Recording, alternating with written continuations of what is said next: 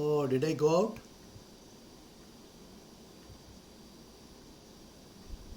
No.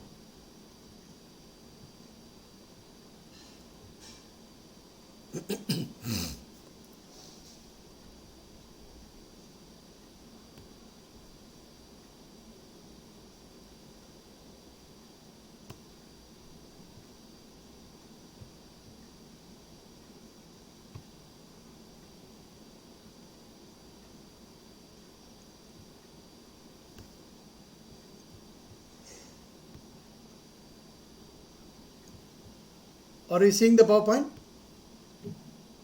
Yes, sir. Okay. So, anyone having any doubt in this? I'll just quickly explain. This is given the inputs like activity, duration, and predecessor finish to start relationship. Okay. You start using the first three columns. Okay. And draw the activity on node diagram. So, you are going to use only the first three columns in this case. Okay. Now we have drawn the activity on node diagram. So how we have done? All the activities are given and you use the forward pass method and find out the maximum duration of 18 days. Okay. And 18 you keep it. Use a backward pass method through all the paths and find out late finish and late start of every activity. And difference between early late start and early start will be 7, that is slack or float. So that total float or free float will depend on whether the float will affect the succeeding element as well as the project end date or only the project end date. If it is affecting only the project end date, it is called total float. And if it is not affecting even the early start of the succeeding element, then that free float is available so that you can play with it. Okay. And once you draw the network, you will be able to, network results will be asked, you have to write down the total float of activities C, D, all that things are written. 18 days is the maximum duration and critical path is A, B, E, F. It is very clearly given. Okay. And for the next question, we need to use the rest of the input data that is given, in which instead of using normal duration, they want to crash the project duration to an optimum level. To do that, there are inputs given as crashed duration. What is the permitted crashed duration for activity A? You cannot crash it beyond 2. Okay. That means 3 minus 2 is a maximum crashable number of days for activity A. Similarly, for activity B, it is 2.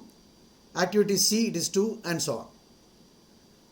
And by finding the difference between the crash cost and the normal cost and dividing it by the maximum crashable number of days, you will get per day crash cost, additional per day crash cost for the activity A. Similarly, you can get for all activities. Now, in this network diagram, you have three paths: A, B, E, F, A, C, F, A, D. Okay. So you choose all the three paths. Sir, just one doubt. This maximum crashable day will be given in the question itself, right? Yeah, it is an input. No, you are going to get, you are going to compute. The crashable duration is given here. Crashed duration. Yeah, that's what I'm asking. Yeah, 5 minus 4 you have to put 1. 4 minus 3 you have to put 1. 8 minus 6 you have to put 2 here. Maximum crashable days you have to obtain. This column is not given and this column is not given in the input. Okay? Okay. Okay, sir. Okay. Once you have that, we have identified three paths. Path 1, which is the critical path, we know already. And Ajay ji, can you put your mic off, Ajay ji? नहीं, इससे आपके पास Google तो होगा ना already. Google mail है ना आपके पास. Sir? Sir, you can also mute. I muted, he comes again. I don't know. I'm not. Your speaker is on. Kindly mute. Repeatedly it is getting on. Okay. Yeah, he is already muted. Thank you. So there are three paths: path 1, path 2, path 3, A, B, E, F, ACF, and AD. And you arrive at the target time by just adding the durations in that path. Okay, 3 plus 7, 10 plus 5, 15 as the target time. And for AD, only 3 plus 8, 11. Once you have this, and you choose, how do you choose the additional lowest additional cost per day? You have to choose, and if it is crashable more number of days than 1 day, that should be taken first. So for all three paths, you are going to apply the project duration after crashing. B and F, and BFE, BFEA. How you choose the activity that is to be crashed? By 20, 40, 100, 200, like that. Okay. And then you apply for P1, 18 becomes 16, 15, 14, 13. Because maximum number of crashable days are already there. Okay. Only that much you can crash. So it becomes 13. So once you arrive at this value of 13, so similarly you get for this path 13, and this path it will not be affected by crashing B or F, because B and F are not in the path at all. 11 will remain 11, 11, 11. Only A crashing will have an influence, that will make it 10.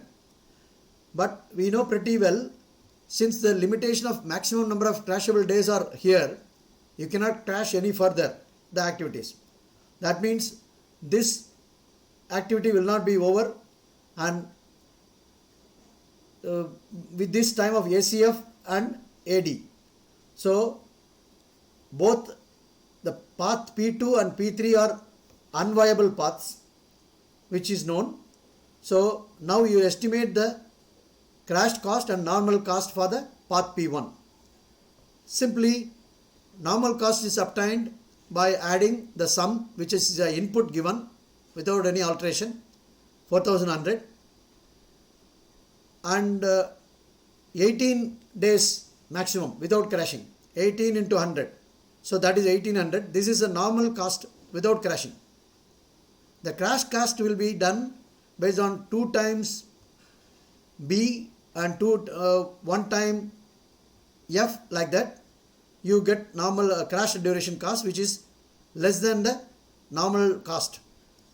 Because 13 days is involved, the indirect cost come down to 1300 instead of 1800. So overall this cost is less than the normal cost without crashing. Okay. So this is the optimum project cost, this is the optimum duration.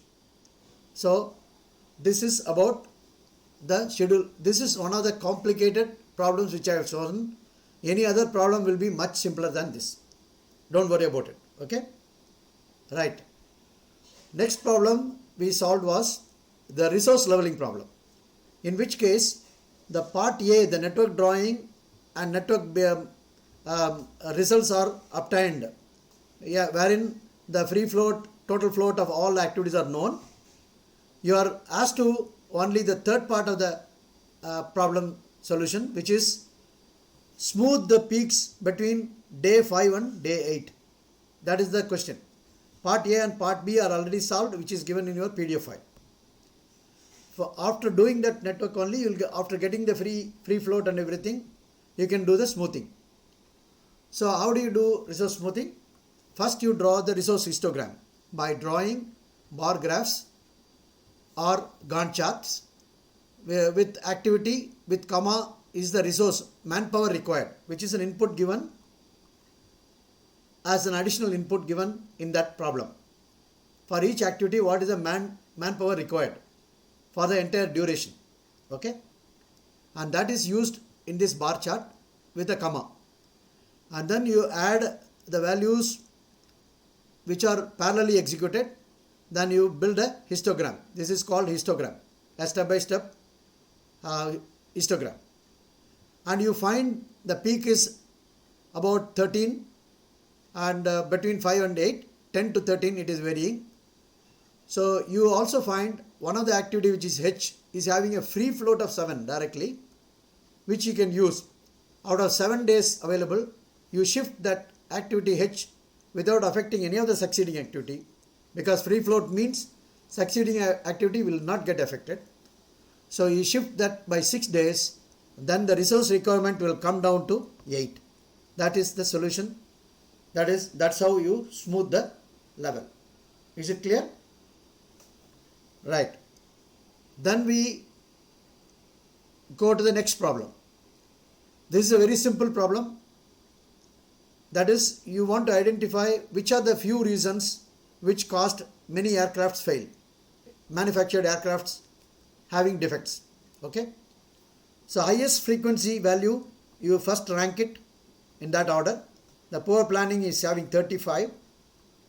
You rank them in that order, 35, 25, 20, 15, like that.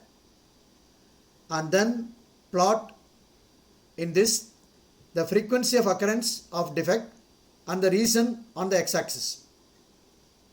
On the y-axis right hand side, you give the cumulative frequency of occurrence of defect. Okay. That is, for reason 5 alone, it is only 35.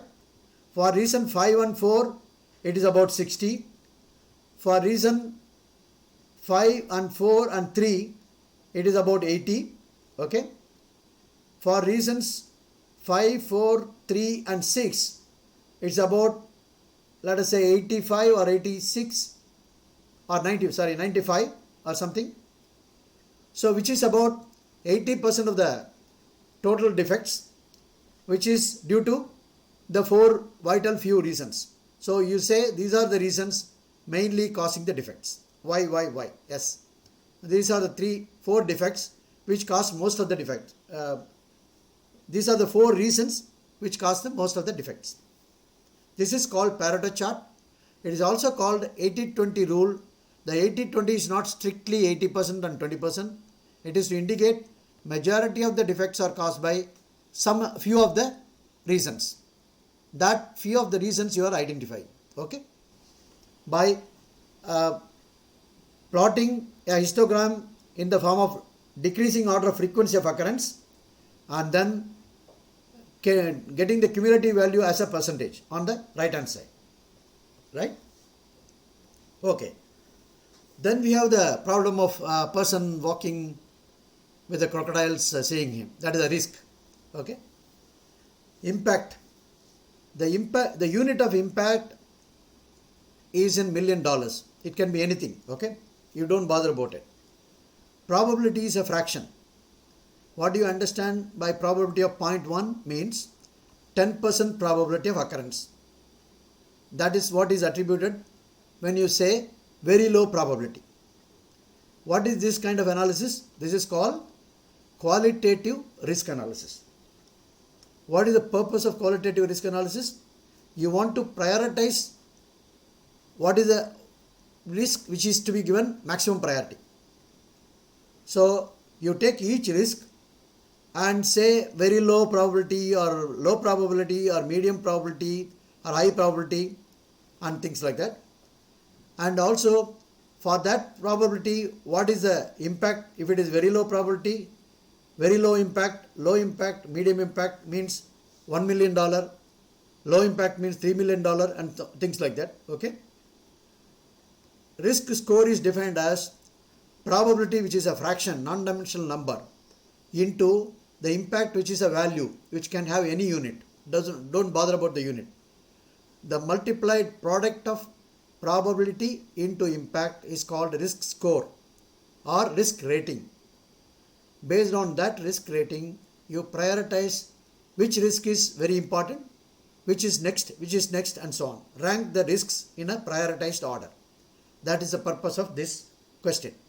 Okay. How we do, and these are only to give a name to the identified risk. Okay. The R5 may be a risk of fire hazard. R2 may be a risk of complete building collapse. R14 may be a risk of a cyclone hitting the building. Okay, R14. That is why the risks are named. Okay, here. So now we are going to prioritize the risk. Right. Simply take the product, especially when you want to rank it, you go with the diagonally very high probability of occurrence into very high impact. That is R4 as the first rank, basically. And then check with very high impact and high probability of occurrence, what are the values, and with high impact and high probability of occurrence, what are the values. You find out these three parameters, whichever is coming to the next value, 10.5, 10.5, those two are the second and third rank. Then R3 becomes the fourth rank. R10 becomes the fifth rank. That's the first part of the question. Then they are saying, if the probability of R10 is changed to lower value, now it is in medium value, right? If the probability of R10 is changed to lower value, he does not say very low value. He says lower value. That means 30% probability. What will be the implication? Priorities. How it will change? So what is the value of, if it is changed, R10 probability is changed to low value, instead of 0.5, you will use 0.3 to multiply with 15. So R10 value will become, instead of 7.5, it will become 4.5.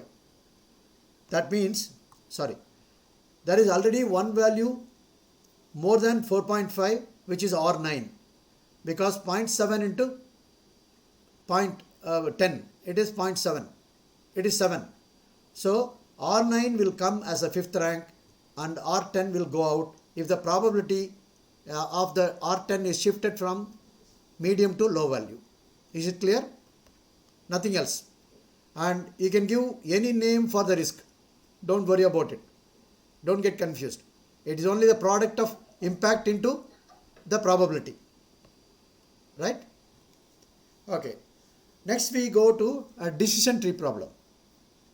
A company CEO who is having two options for investing. Investment 1 requires 100k, investment 2 requires 125k. So this we have seen as per one of your participant input. There are two ways of doing it. One is we are going to use expected monetary value. Expected monetary value means you have to completely consider all possible occurrence. That is 25% probability of losing, 75% probability of gaining. So that means that covers 100% probability of occurrence. So expected monetary value means all possible occurrence should be analyzed and then expected mean value should be obtained. So same thing is true with the investment 2, 30% plus 70%. Let's see that. So there are two ways of doing it. You can either do by 0.75 times 150,000 minus loss, you give a minus sign, and 0.25 times 70,000, then you will get the value 95,000 directly. Otherwise, you can understand more clearly by adding the investment of 100k, 250,000 is the total cash flow. That possibility of occurrence is 0.75, the impact. This is the impact, this is the probability of occurrence. So 0.75 into 250,000 plus only look at the profits. Loss is 70,000 means 100 minus 70,000, 30,000 into 0.25. Okay. So this is the net cash flow with 25% probability of occurrence. So together you add up and subtract the net investment 100k, then you get expected monetary value of 95,000 because you have added profit twice. Okay. One with the 75% probability of occurrence, one with the subtracted, one with the 25% probability of occurrence by subtracting 70,000. So that's why you have to subtract 100k the investment, then you will get investment expected monetary value as 95,000. Now you repeat the same thing for investment 2, you will get a value 110,000. So which one you are likely to choose? Whenever expected monetary value is negative, that project cannot be taken up. That is, it is eating up in your capital. Okay. Whenever EMV is positive, two options are positive, you should choose the higher EMV value as the investment. That is the decision tree. Okay. So investment 2 is better. If the values, in case both are minus, you have to choose the value which is less negative, because that is a higher value in terms of expected monetary value. Is it okay? That's what is the point you have to note. Okay. Then cost plus incentive fee contracting. Very simple. We are given target cost, we are given target fee, which is as per agreement. Don't worry about it. These are all inputs. Nothing is assumed. Okay. And target price is 5 plus 6. And if the offered price is less than the target cost, then you get profit. The buyer and seller agree in their agreement that either profit or loss will be shared between 75-25 ratio. And only thing is, the seller wants minimum fee of 90,000 to be given, otherwise I cannot do the business. So that is also given input. All these are input. And there are 3 bidders, one with less than target fee and 2 other things with more than target fee. Simply apply the formula here. Okay, write down the seller buyer ratio without forgetting the order. Don't write 25 75 here. Okay. In that, then the first you substitute here the actual cost of offer, then calculate the fee. Target fee is 1 lakh plus the difference in cost of target fee minus actual cost.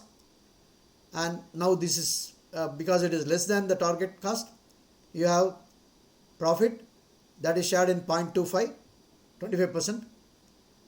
So it becomes 1,25,000. It is definitely more than the minimum fee guaranteed for the seller. So 1.25 will govern. Final price will be 5,25,000, which is actual cost of offer plus target fee. That is the target total cost. Okay, total target price. So final price will be actual cost plus final fee. In the case of other 2 offers, since they are more than the target cost of 5 lakhs, the minimum fee will govern 90,000 in both cases, and then you have to only give the offer plus the final fee by computing this way. Okay. And then similar way a simple arithmetic is followed. In this case, because it's a fixed price with incentive fee, the buyer does not want to take a big risk. The the offered cost itself may be very high, so he doesn't want to take that big risk. So he fixes a ceiling price.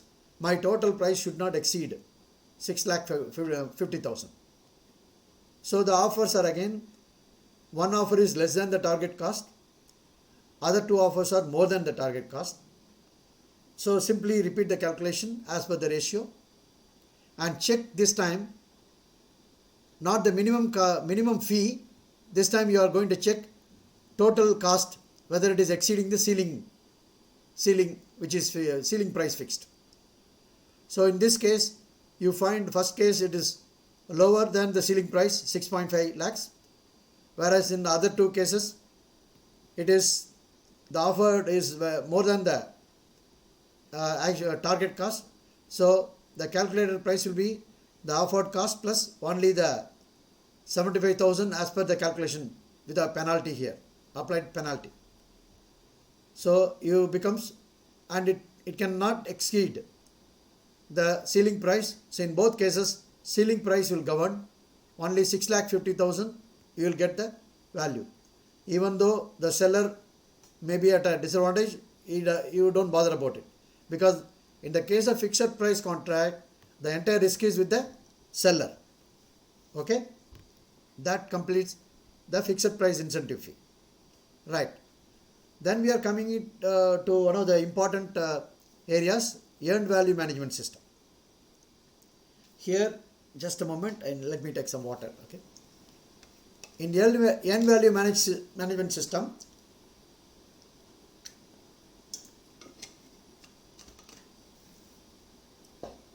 you have the planned values, which are nothing but budgeted cost of work schedule. It is according to work breakdown structure, according to the schedule which you have drawn, the planned value at any given time, what is the cost that should have been spent for a particular progress to be made in the project. That is called BCWS, budgeted cost of work scheduled. That is planned value. Earned value is a fictitious value, an artificial value, which is an equivalent of what progress has been made at a given instant of time in the project, which is picked from the same planned value curve. But by examining what is the physical progress made, you pick up an equivalent money value that is called earned value from the same curve. Okay, EV. The third parameter is independent of the budgeted baseline curve. So that is called actual cost. What is the actual cost spent over the time in the project? Cumulative cost spent in the project. So we defined the BAC, budgeted completion, as per the planning value is 20 million and time for completion is 10 months. The review, the project monitoring is happening after 4 months. Okay. So simply you are going to calculate EV minus PV, which is schedule variance, EV minus AC, which is the cost variance, and then the ratios of that. EV by PV is schedule performance index, and AC by EV by AC as cost performance index. So with these things we are able to come out with a conclusion. Whenever the variance is negative, the schedule variance is negative means it is behind schedule.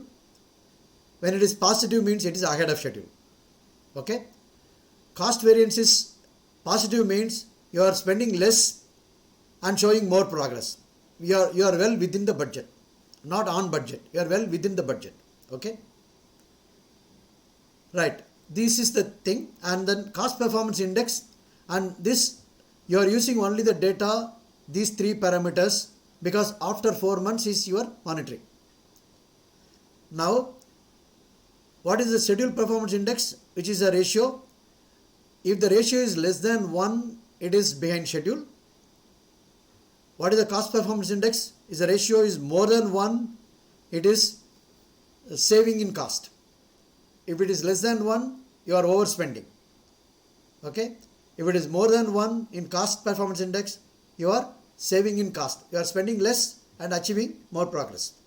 That is the inference you have to write from SPI and CPI. Schedule is slipping behind schedule by 6%, whereas cost is doing well by saving 6% of money under budget. Okay. So next question comes, what is the expected cost at completion at the end of 4 months? Okay. So you are going to use this formula because some actual cost has been already spent. You don't want to divide only using the efficiency and 20 million directly. Even that will give you approximately the same value, 18.86. But we want to be very accurate. For that reason, whatever is actually spent, you write down here 8 million, and then budgeted completion 20 million minus 8.5 earned value divided by the efficiency. This will give me the expected cost of work schedule, the expected cost at the time of monitoring, the forecast of the cost at the end of 4 months. Okay. Then time forecast, we have a small nitty-gritty there. So they were very slow in the second month also, they were slow in third month also, the project manager has tried to speed up the work to get 9 at the end of 4th month, okay, but he was not able to achieve 9. So 9 million worth work he was not able to achieve. So that means some 0.5 million worth work is pending. So how do you account for the equivalent time for that? For which what you have to do is, what is the time to do the work of 8.5 million US dollars, you have to find out. So latest rate of the planned value of 4th month work is $2.5 million worth, whereas actually achieved is 8.5 minus 6.5, okay, which is only $2 million worth work has been executed in the 4th month. So you take a fraction of the month, that becomes 0.8 months. So 3 plus 2 by 2.5 of the 4th month is 0.8.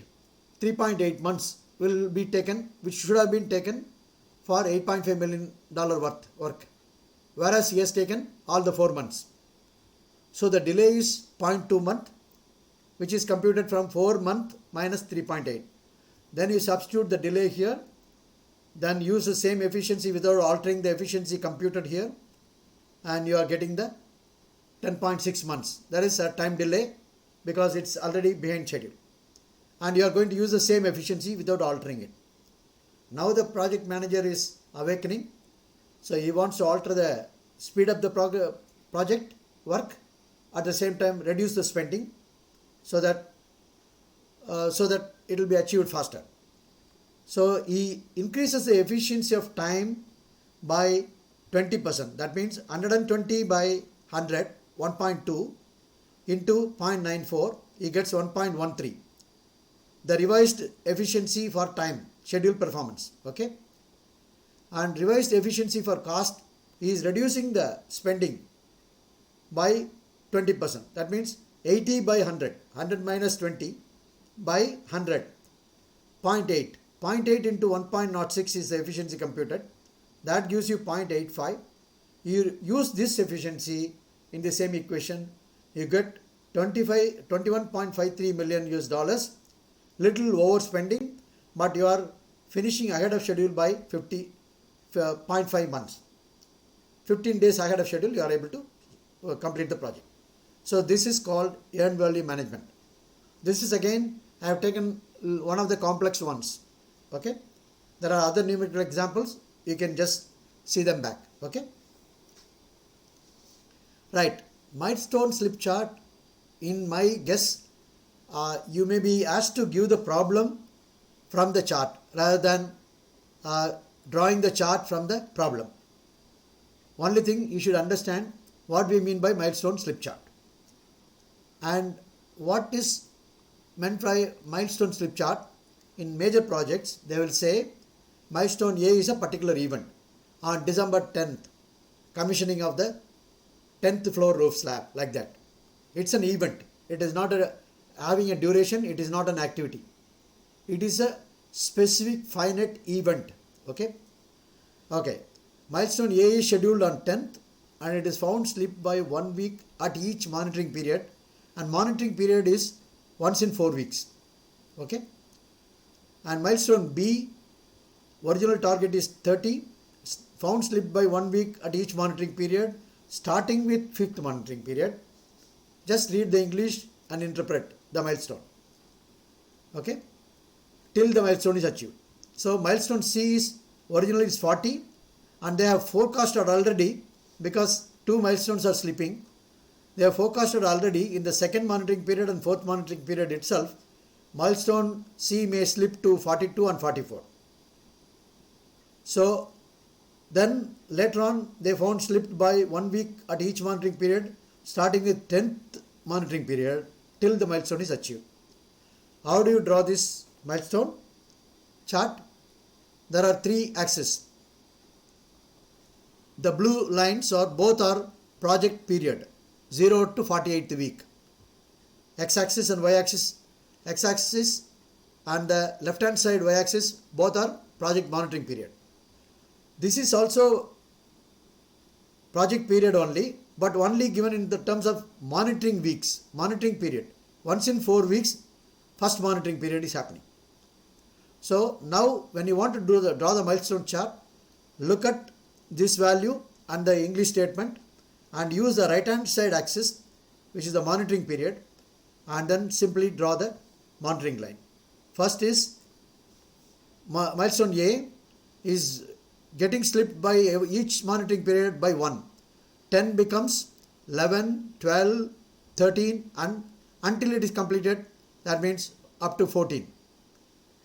So if the milestone is not altered, this 45-degree line, all the milestone, if there is no slip, the line will be vertical.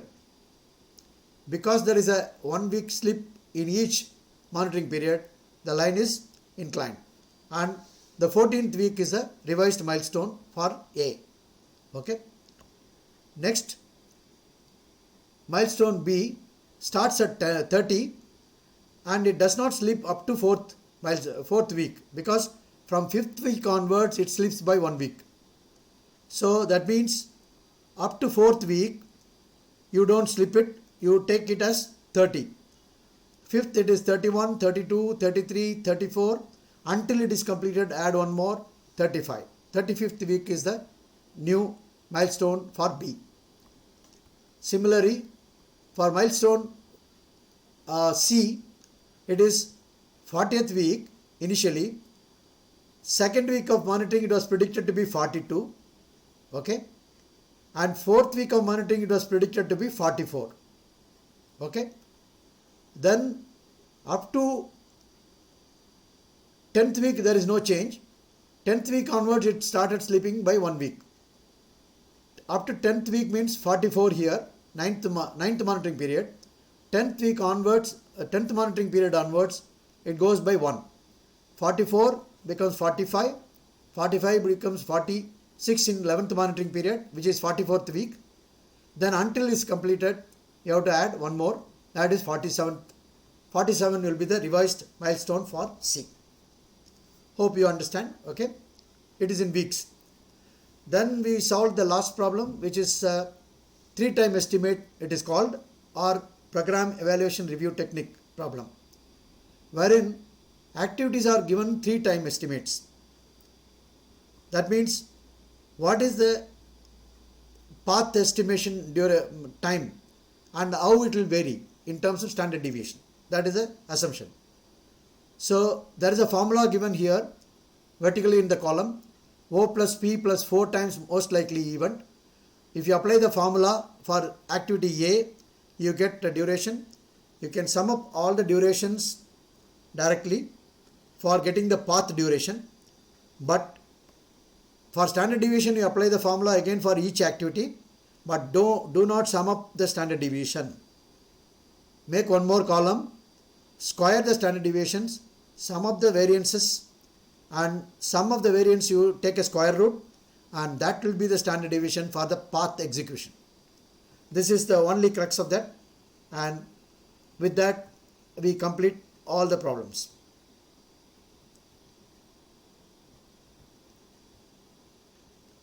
Is it clear?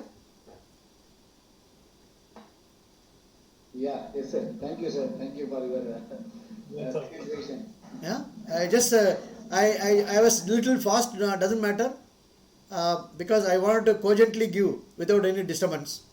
That's why I was little fast. If you have any